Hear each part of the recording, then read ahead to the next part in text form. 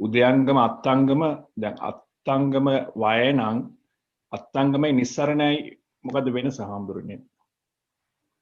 දැන් ඒක තමයි මම නිතරලා විස්තර කළේ. කියන්නේ උදයංගමය කියලා කියන්නේ රාග සම්පස්යෙන් උදා වෙන අවස්ථාව.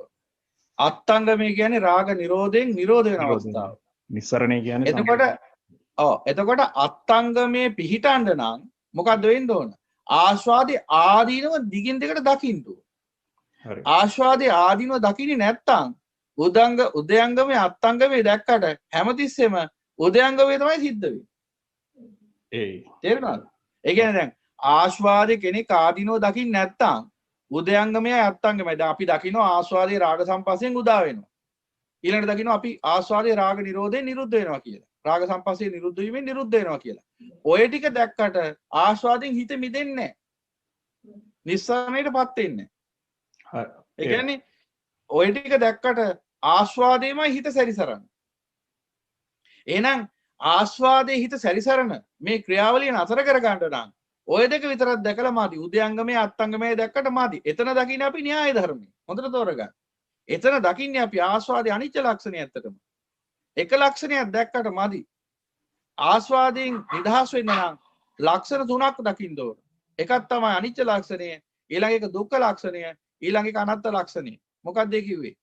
ආස්වාදයේ හේතුඵල වශයෙන් උදාවන ධර්මයක් යනාදී වශයෙන් දකින්නකොට දකින්නවා අනිත්‍ය ලක්ෂණය. ඒ උදාවන ආස්වාදය දුක්ඛ ස්කන්ධයක් සමුදය කරන බව දැක්කහම දකින්නවා දුක්ඛ ලක්ෂණය. ඊළඟට ඒ ආස්වාදයේ මම කියලා මගේ කියලා ගත හැකි හරයක් නොමැති බවක්, ඒ ආස්වාදයේ සත්‍ය වශයෙන් සිත නැමැති මායාව විසින් පරිහරණය කරන්නක් බව දකින්නකොට දකින්නවා අනාත්ම ලක්ෂණය. පරතෝති, ශුන්‍යතෝති, රිත්තතෝති, අසාරගතෝති, අනත්තතෝති ආදී අනාත්ම ලක්ෂණ දකින්න පටන් ගන්නවා. එතකොට තමයි මොකද්ද වෙන්නේ? මෙන්න මේ ආස්වාදයේ කෙරෙහි තියෙන චන්දරාගය නිරුද්ධ වෙන්න පටන් ගන්නවා. නැත්තම් ආස්වාදයේ උදයංගමයේ අත්ංගමයේ දැක්කට මදි. හිත ආස්වාදයේමයි සැරිසරන්නේ. හිත ආස්වාදයේමයි සැරිසරන්නේ. දැන් බලන්න උතුම් වූ චතුරාර්ය සත්‍යයට අනුකූලව කෙනෙක් දුක්ඛාර සත්‍ය දකිනවා. ඒ කිව්වේ කාමීය පසුපස හඹා යෑමෙන් මොකද වෙන්නේ? දුක්ඛ ස්කන්ධය උදා වෙන බව. එතකොට එයා ඊළඟට දකිනවා එහෙනම් මොකද්ද?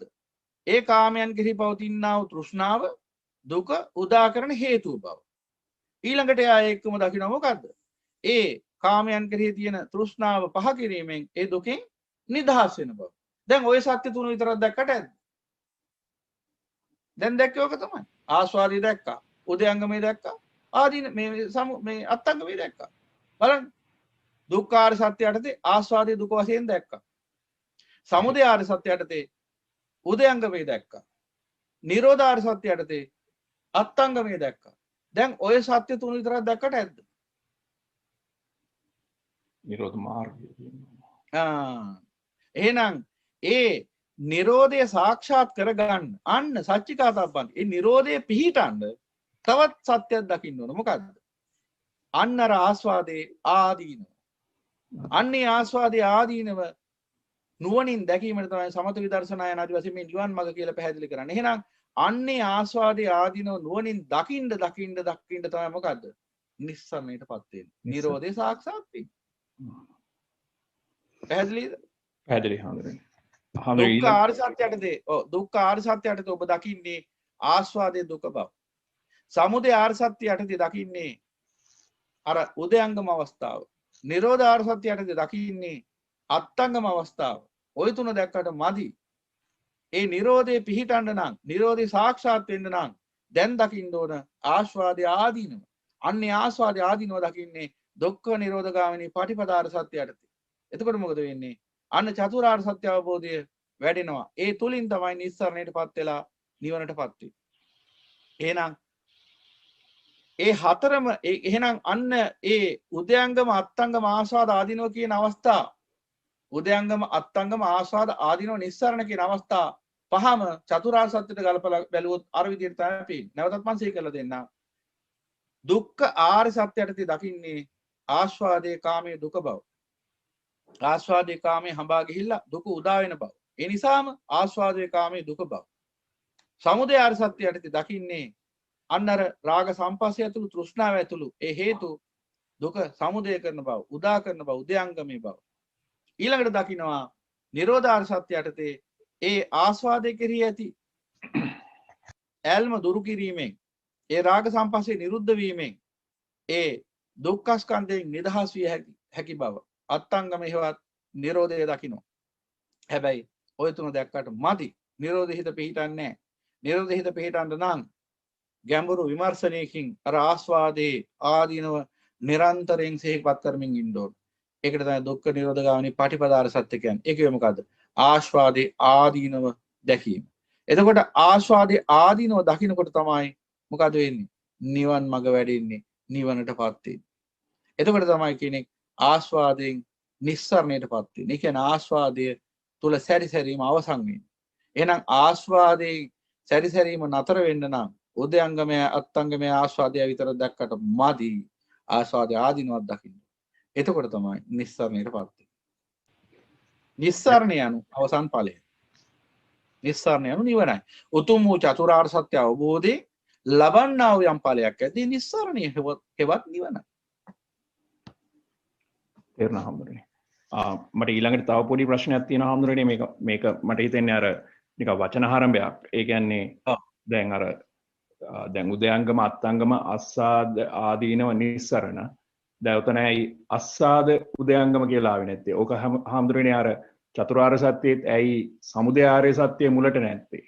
දුක්ඛ ආර්ය ඇයි නිරෝධාර සත්‍ය තුන්වෙනියට තියෙනයි හතරවෙනියට තිබුණ නැත්තේ ඒක. එහෙයි හමුදුරනේ. දැන් මේක උදයංගම මාර්ගයට පස්සේ පැයි නිරෝධයෙන්. එහෙයි. ඒකයි වැඩේ තියෙන්නේ. දැන් උදයංගම අත්ංගම කියලා මුලට ආවිල්ලා තියෙන්නේ. දැන් චතුරාර්ය සත්‍ය දේශනා කරද්දී ආස්වාදේ තමයි මුලට එන්නේ. හරි බලන්න. ආස්වාදේ මුලට එන්නේ. ඉතින් ඒක අපි නුවණින් දකින්න ඕන. කොයි විදිහෙන් දැක්කත් අපිට පේන්නේ මොකද්ද? සමුදයයි නිරෝධයයි. සමුදයයි නිරෝධයයි. ඔන්න හොඳ ගැඹුරු තැනක්. දැන් ඔන්න බලන්න. සසර උදා වීම දකින්නවා සමුදය ඔස්සේ. සසර නිරෝධ වීම දකින්නවා නිරෝධය ඔස්සේ. නමුත් ඔය දෙක විතරක් දැක්කට ඇද්ද දැන්? බෑ. තව මොනවද දකින්න? දැන් ඔය දෙක දැකීමෙන් අපි දැක්කේ එක ලක්ෂණයක් විතරයි. සමුදය දැක්කා, නිරෝධය දැක්කා. ඔය දෙක විතරක් දැක්කොත් අපිට පේන්නේ එක ලක්ෂණයයි. මොකද්ද? උදේවය ලක්ෂණي විතරයි, අනිත්‍ය ලක්ෂණي විතරයි. එහෙනම් තව මොකක්ද දකින්න ඕන? සමුදය වෙන්නේ දුක්ඛ ස්කන්ධයක් බව දකින්න ඕන. ඒ දුක්ඛ ස්කන්ධය අනත්ත වූ, අසාර වූ, ආත්මීසාරෙන් ශූන්‍ය වූ දුක්ඛ ස්කන්ධයක් කියලා නුවණින් දකින්න ඕන. ඒ අනත්ත ධර්ම බව නුවණින් දකින්න ඕන. අසාර බව. මම මගේ කියලා ගන්න හරයක් නැති බව. එතකොට එහෙනම් ලක්ෂණ තුනක් වශයෙන් ආදීනවේ පේනකොට තමයි නිස්සාරණයටපත් වෙන්නේ. එහෙම නැතුව ආදීනවේ දැක්කේ නැත්නම් නිස්සාරණයටපත් වෙන්නේ නැහැ. දැන් බලන්න සෝවාන් පුද්ගලයා හැමෝම රහත් වෙනවද? නෑ. අන්න ඒක හේතුව. සෝවාන් වුණු පමණින් රහත් වෙන්නේ නැහැ අයියේ. සෝවාන් වෙනවා. ඒ සෝවාන් වෙන කෙනා දැක්කනේ ආස්වාදී උදයංගමයේ අත්ංගමයේ. ඔන්න හොඳම අවස්ථාව. හොඳම ඔය තුමාගේ ප්‍රශ්නෙට උත්තරේ දැන් අනිනවා. ආස්වාදය හේතුවකින් සමුදය වෙනවා. ඒ ආස්වාදය විනාශයක්මයි අත් කළ දෙන්නේ කියලා දැක්කා. ඒ ආස්වාදය හේතු නිරෝධයෙන් නිරෝධ වෙනවා. එතකොට නිවනටපත් වෙනවා කියලා දැක්කා. ඒ අනුසාරයෙන් තමයි උතුම් වූ චතුරාර්ය සත්‍ය අවබෝධ කරගත්ත පඨම ශ්‍රාවකයා හෙවත් සෝවාන් පුද්ගලයා බිහි වෙන්නේ. දැන් සෝවාන් වුණු පමණින් ඇයි නිවන් මඟ වැඩෙන්නේ නැත්තේ? මොකක් නිසාද?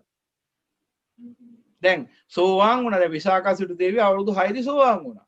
කසාද බැඳලා අවුරුදු 16 දී 15 දී දරුවෝ 14 දෙනෙක් හැදුවා. ඇය බොහොම සැපදායක ලෝක සම්මුතියේ කාම භෝගී ජීවිතයක් ගත කළා.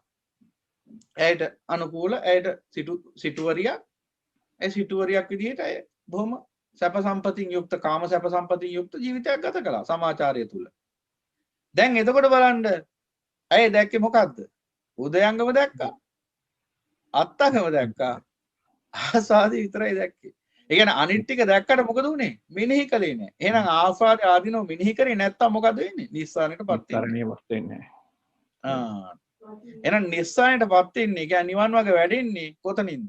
ආස්වාද ආදීනව නුවණින් දිගින් දිගට මෙනෙහි කළොත් තමයි නිස්සාරණයටපත් වෙන්නේ. කියන්නේ ආස්වාදේ සැරිසැරීම නතර වෙන්නේ. දැන් විශාකා සිටුදේවි ආස්වාදී දුක වශයෙන් දැක්කට ඒ ආස්වාදී සැරිසරන ක්‍රියාවලිය නතර වුනේ නැති නිසා තමයි තවදුරටත් වසර කෝටි ගාණක් දිව්‍ය තලවලත් සැරිසරමින් යන්නේ.